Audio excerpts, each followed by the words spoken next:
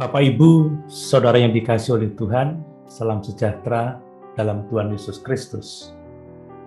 Masih dalam tema utama bertumbuh secara rohani, saat ini kita akan belajar bersama-sama tentang bagaimana cara mendapatkan hidup yang berarti. Dalam Matius pasal 6 ayat 33, Tuhan Yesus mengatakan, "Tetapi carilah dahulu kerajaan Allah dan kebenarannya, maka semuanya itu akan ditambahkan kepadamu."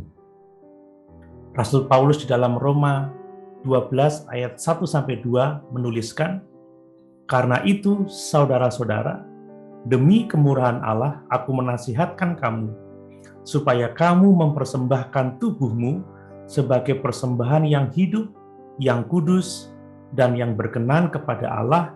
Itu adalah ibadahmu yang sejati. Janganlah kamu menjadi serupa dengan dunia ini, tetapi berubahlah oleh pembaharuan budimu, sehingga kamu dapat membedakan manakah kehendak Allah, apa yang baik, yang berkenan kepada Allah, dan yang sempurna." Satu keuntungan yang sangat indah dari menjadi seorang Kristen sejati adalah kesempatan untuk menemukan kehidupan yang berarti dan bertujuan. Ada beberapa langkah penting untuk kita dapat mengambil kesempatan yang luar biasa ini dalam kehidupan kita. Yang pertama adalah bahwa sebagai orang Kristen, kita harus mengenali bahwa kita telah dibeli dengan darah Kristus, sehingga kita bukan milik kita sendiri. Rasul Paulus di dalam 1 Korintus pasal 6 ayat 19-20 menuliskan, "Atau tidak tahukah kamu bahwa tubuhmu adalah bait Roh Kudus yang diam di dalam kamu, Roh Kudus yang kamu peroleh dari Allah, dan bahwa kamu bukan milik kamu sendiri, sebab kamu telah dibeli dan harganya telah lunas dibayar. Karena itu, muliakanlah Allah dengan tubuhmu." Sungguh jelas bahwa kita adalah milik Allah. Apakah kita memahami kebenaran ini? Kristus adalah Tuhan. Dialah Tuhan dan memiliki otoritas untuk mengendalikan hidup kita. Kristus harus menjadi yang pertama dalam kehidupan kita, yaitu dalam kehidupan sehari-hari.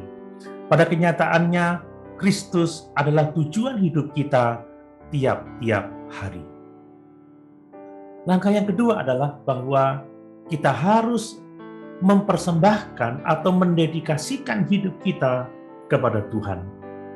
Terlepas dari siapapun kita dan akan menjadi seperti apa kita nanti, kita memberikan tubuh, yaitu totalitas hidup kita kepada Tuhan sebagai persembahan yang hidup.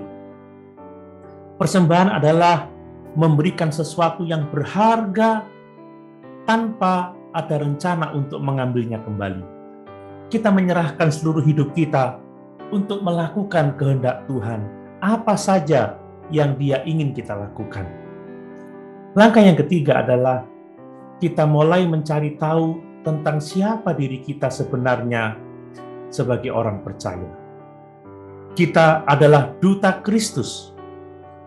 Kita harus menyatakan Kristus kepada mereka yang belum diselamatkan, yang kita jumpai dalam keseharian hidup kita. Kita orang percaya adalah garam dan terang bagi dunia. Kehadiran kita seharusnya membuat Kristus dipermuliakan. Gaya hidup kita, juga perkataan kita akan berdampak pada orang lain untuk kemuliaan Tuhan. Kita memiliki karunia-karunia rohani yang diberikan Roh Kudus untuk mengekspresikan kasih Allah dengan cara yang khusus kepada orang lain. Bapak, Ibu, Saudara yang dikasihi oleh Tuhan, apakah Bapak, Ibu, Saudara telah melayani Tuhan dan sesama berdasarkan karunia-karunia rohani yang Saudara miliki? Dan akhirnya,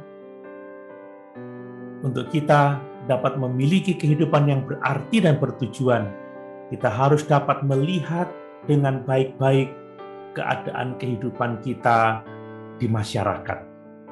Apakah pekerjaan yang tepat buat kita? Bagaimanakah kita bisa menjadi yang terbaik di lingkungan pekerjaan kita? Apakah kita bisa menjadi saksi yang efektif di lingkungan pekerjaan kita untuk memancarkan terang Kristus? Bapak, Ibu, saudara yang dikasihi oleh Tuhan, sangat penting bagi kita untuk memiliki pekerjaan yang tepat, menjadi yang terbaik di sana, dan memuliakan Tuhan melalui setiap kesempatan yang kita peroleh di lingkungan pekerjaan kita untuk menerangi dan menggarami lingkungan di sekitar kita.